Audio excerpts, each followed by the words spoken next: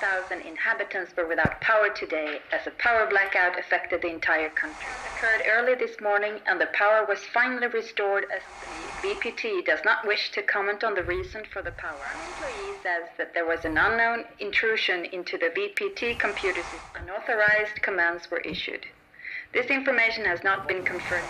The total cost of the blackout is estimated at 82 million euro.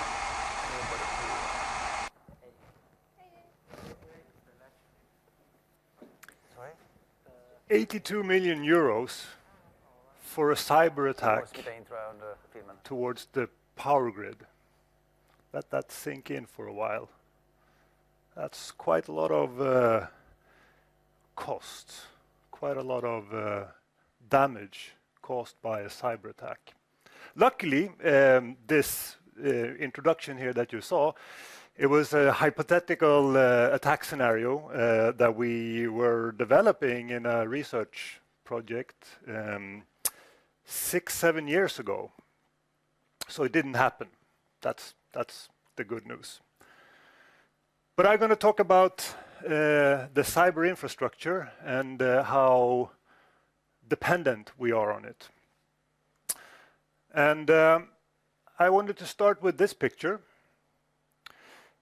It's supposed to illustrate sort of the society we live in today. So our society today, we're dependent on a lot of infrastructure. The power, we already talked about that. Water supply, transport.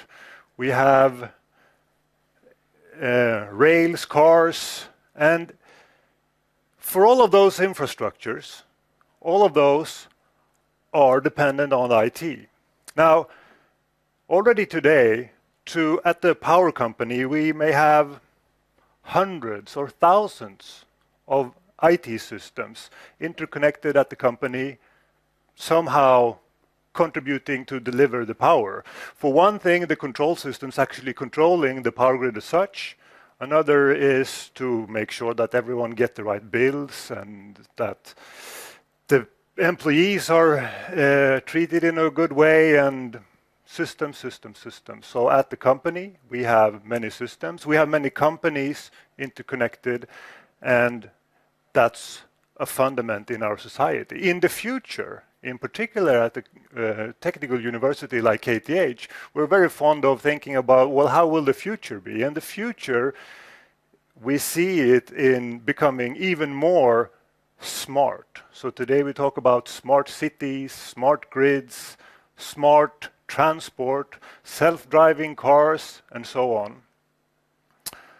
The Internet of Things, there will be small devices everywhere. So in the future, we'll be even more dependent on the ICT. And this is, of course, a very compelling future that we would like to have. It will bring a lot of good with it. But, there is the but. We need the ICT to work all the time. The IT systems, it will be essentially like air to us, if it's not already. We don't really see it, that, well, sometimes we see our mobile phones and so on, but in many times we don't. The control systems underlying the power delivery. But without them, we won't get anywhere. We won't even get out of our homes and get to work. So it's very fundamental to us. Now, already today, we see that this infrastructure is a vulnerability in a way. We're very dependent on it, but it also, if it doesn't work, or it can be attacked, let's say. So here are some examples of the most, say, notorious incidents that have happened the last couple of years.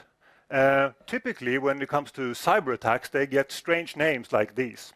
But I will just briefly describe them a little bit.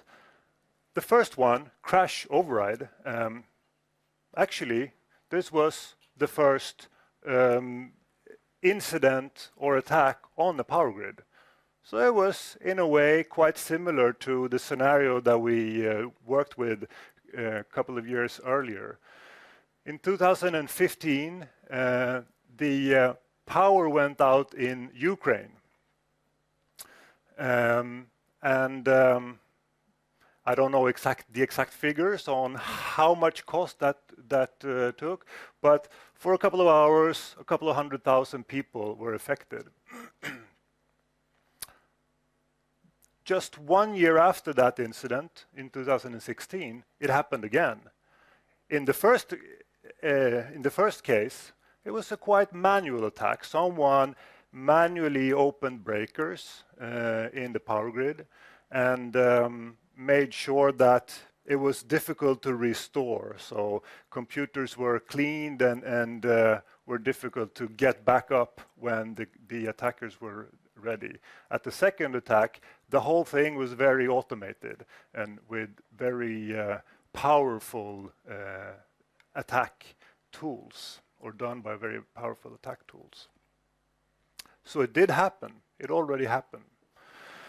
The Stuxnet is perhaps the most known incident, where centrifuges in Iran, that was in Iran's nuclear enrichment facilities, were attacked. And this was an isolated environment where the control systems that were attacked and that were used to destroy those centrifuges were not even connected to the internet. So the attack had to jump into this facility through a USB stick.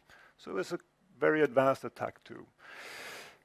Next comes what we know as ransomware, where a lot of companies have been affected. A lot of hospitals, in particular in England, were affected. A lot of logistics companies losing many millions, 100 millions of euros in damage. Lately, we've seen 140-something million records of US citizens, social security numbers, some credit card numbers, addresses, and other kind of sensitive information were leaked. The National Democratic Party was also hacked, and it is thought that the leak, or it was their email were leaked, which was thought to be have an impact on the latest election in the US. So bad things happen. They happen already now, and of course in the future, with more dependency on IT, they will become even more exposed to those kinds of things. So what can we do about it? Well, the good news is, I would say, that making systems secure, we know quite well how to do it. So there exists a lot of technology to make our systems secure, if we just do it right. So if we do it right, then it's also quite difficult to find critical vulnerabilities in those environments. So if we follow the standards, the books, then we should be able to pull it off. The bad news, though, is that this is very costly, and there's a lot of things we're supposed to do according to the books and the standards, and we cannot really afford everything. So we're caught in the middle where we have to figure out what is necessary, how much is it worth spending on investing in security, how much risk can we live with. So, and there's also this unfortunate situation that there might be just a single small vulnerability that could make the whole system insecure. There's a small hole where the attacker can get in, and then they're all in. And actually, if we have something that is extremely difficult or extremely sensitive, then it's also quite theoretically difficult to really secure it, so that we make sure that no one can ever get in. So that's also a challenge in its own right. So let me take a step back. if we're going to do something about it, well, how do engineers do in general? Because engineers, they build a lot of good stuff. Take a car. This is a nice piece of engineering. It's something that we use on a daily basis. We trust it. It's a good thing. But how come? What's the reason why it is so good and trustworthy? Well, the engineers, they use a lot of sophisticated engineering tools to make sure that their design is good.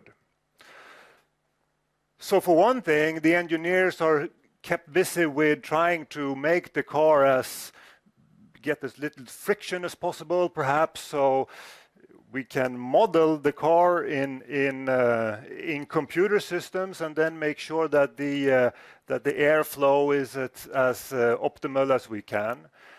And from a trustworthy point of view or security point of view, well, we use, for instance, those engineers developing the cars, they use virtual crash tests, for instance. So this is now common practice. If you engineer a car, then, well, you make sure that you crash test it virtually many times, and you crash test it, and then you redesign it a little bit, and then you crash test it again, and then you redesign it until the design is good enough.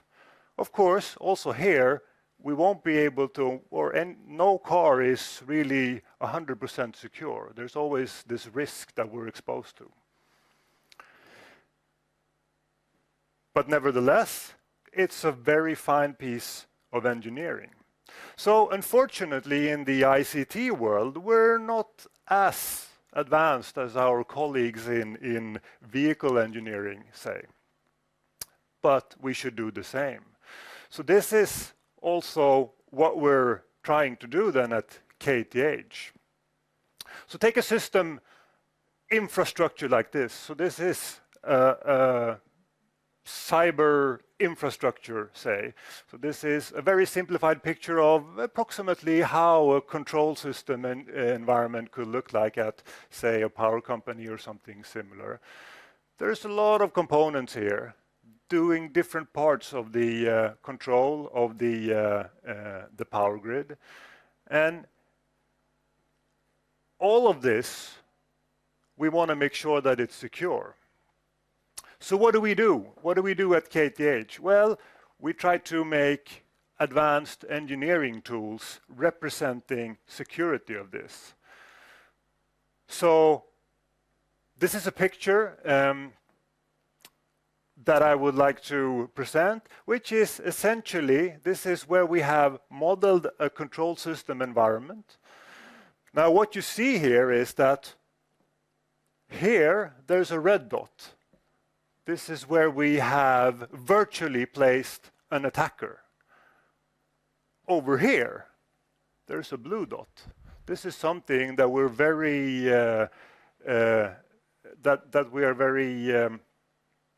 that we would like to keep safe and secure. So this is the core control functionality. Now, in order for the attacker to get to that place, there are hundreds or thousands of different ways that they can do. They can hack their way through this cyber infrastructure. But here we see one of the most simplest way, or the fastest way for the attacker to get from here to there. So by looking at the picture like this, then we can start figuring out, okay, but what kind of protection mechanisms can we put in here along the way to make our design more secure? And we can put it in, and we can run new simulations, figure out, okay, so did that change anything in how the attacker would go about trying to compromise the component that we're trying to protect? So, Of course, there's a lot of uncertainties around this. So what we are then developing is, or what the analysis we do here is that at the end over here, there will be a certain probability that the attacker would succeed with his attack. So the graph there you would see there's a certain probability for how long time it would take the attacker to get from there to over there. And actually every single node in such an infrastructure would have a certain probability of being compromised and how long it takes. So with engineering tools like this, we hope that the ICT and the cybersecurity engineers would be able to come to better and more secure solutions when building the future cyber infrastructure. And as you can imagine, this is, even though it looks pretty messy with a lot of attack vectors, that's true and it's representative because there are many ways to get in. But in the future, when the ICT systems grow, then it will be even more ways to get in. But of course, then the need for such a tool will become even greater. So we hope that this will bring us closer to a more secure and trustworthy cyber infrastructure for the future. That's what I had to say. Thank you very much for listening.